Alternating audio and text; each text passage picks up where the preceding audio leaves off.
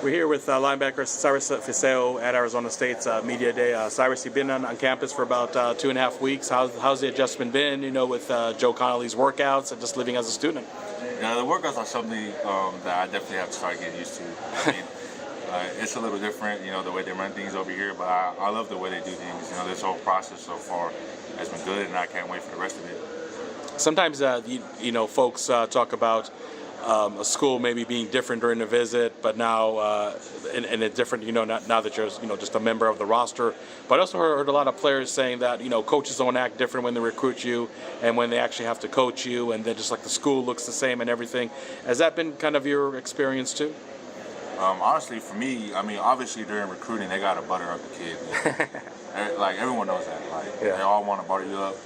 But for me, it's not about, they changed up. It's they're your coach now. Yeah. They got to coach you in the best way that they can, and they got to coach you and make you the best player that you can be. So to me, he's just a coach now. He still acts, like how he was in recruiting. Maybe not so much, buttery stuff, but yeah. But so far, I have no problem with any coach. I know that Kenny, without mentioning by name, he talked about really wanting to bring also leadership from the transfer portal, not just be another guy that plugs a hole, but a guy that brings certain qualities to the team. You were not only the defensive MVP for San Diego State, you're actually the team MVP too. What do you expect to bring just from that specific element here at ASU? Honestly, I just want to bring my energy. Mm-hmm. The energy that I had over there was, I like the way I brought energy over there, and so I want to bring the energy over here. I want to bring myself on the city team. And I want to make sure that they know that they can trust me. And I want to make sure that they know that, that when they look to left or right and I'm on their left or right, that they know that I'll be good and that they'll be good. I know linebackers coach A.J. Cooper was obviously very involved in your recruitment. Just talk about the relationship you were able to develop, with him, and what you like about his approach when he was recruiting you. Yeah, no, Coach Coop was, hands down, just a really great guy. Mm-hmm. And I knew he was a really great football coach when we started to get, once we started to get talking about football, I realized, this guy really knows what he's talking about. Yeah, so, Coach Coop was just a great guy. He Mm-hmm. called me, almost every day, trying to make sure, what I was up to. And, even after I committed, he was, calling me, trying to make sure I was good and everything. And, and now that I'm here, he tries to make sure I'm good. And so, Coach Coop was just a great guy. During the recruitment process, he'd call me. Like every coach has to do. They have to butter you up a little bit and everything. But he kept it real with me. He kept it real with my family. He didn't tell a lie. Mm-hmm. So so far, I'm glad to have him as my coach. And we talked about X's and O's. Why do you think this defense, from a linebacker standpoint, is good for a player like yourself? Honestly, I love the system. Mm-hmm. The system correlates and translates into the certain NFL teams that run the same system. Mm-hmm. And I just feel like, the way they play their linebackers over here, they play them, just real good. I like, their drops, I like the way they handle certain, certain situations. Yeah. And then I like how, they disguise things here and there. And so with the X's and O's, I think their playbook is amazing. Out of all the transfers that I talked to, I think your quote was one of the biggest quotes, most memorable quotes, I should say. I believe you said, "I'm going to play like a running back without the ball," right? Yeah. Yeah. So, for people that maybe don't smile but don't understand that quote, what does that quote mean to you and your skill set? I started playing football in 2009, Mm-hmm. and I didn't get to college until 2021. Mm-hmm. So from 2009 to 2021, I didn't play linebacker. And so I just played running back most of my life. You go to my highlight tape from high school, all 3 years, so they're just mostly running back. Mm-hmm. And so, running back, I'm a running back at heart. Yeah.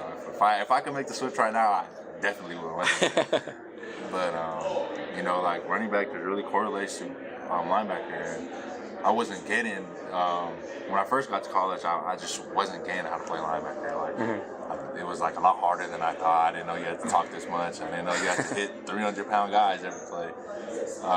But, playing running back, you start to get used to things. And you start to see, you can visualize everything just from the other side of the ball, Mm-hmm.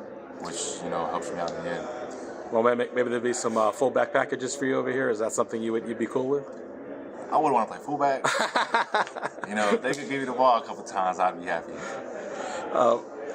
There's been much said about this transfer class really having a lot of Polynesian players, and just talk about just that unspoken poly connection. Now that you've been with your Polynesian brothers over here for about a couple of weeks, how has that really helped your acclimation to the team and just stuff off the field and everything? Yeah, so we were talking about it earlier, and I feel like every poly kid can speak for this, but like we just click. Mm-hmm. We all grew up the same. We all have the same morals. We all have the same traditions, and so we could relate to each other. And even with the polys that were already on the team, yep. We could relate to them as well too. And so from us being all from different backgrounds and being at different schools, and literally the first day we all started talking, it just felt like I knew him for a couple years now. So the Polynesian Pipeline over here is amazing. And that you feel that there really has a very tangible advantage, a tangible benefit, just as you're trying to acclimate to a new college? Yeah, for sure. Growing up, like everyone knows, your first friends are your cousins. Yep. First friends are your cousins, and all my cousins are Samoan. And, but then Samoans start to, every Polynesian starts to call people that they've met, that are close with. They call each other cousins too. So these boys, they ain't my cousins, they're my brothers now. Mm-hmm. And so just coming here and just clicking with them right away, it made things a little easier. I had someone to sit with that lunch, breakfast and stuff. So it's been really good so far. So spring practice starts in a couple of months. Besides wanting to hit somebody, what's the thing you're looking forward to the most that first day of practice? I just want to show these guys what I can do. Mm-hmm. I never played ASU before. I don't even know half the team. Yeah. And they've never seen me play. Yeah. So I just want to show these guys that I can play and I can ball. And I want to make sure that they know that they can count on me when times get rough.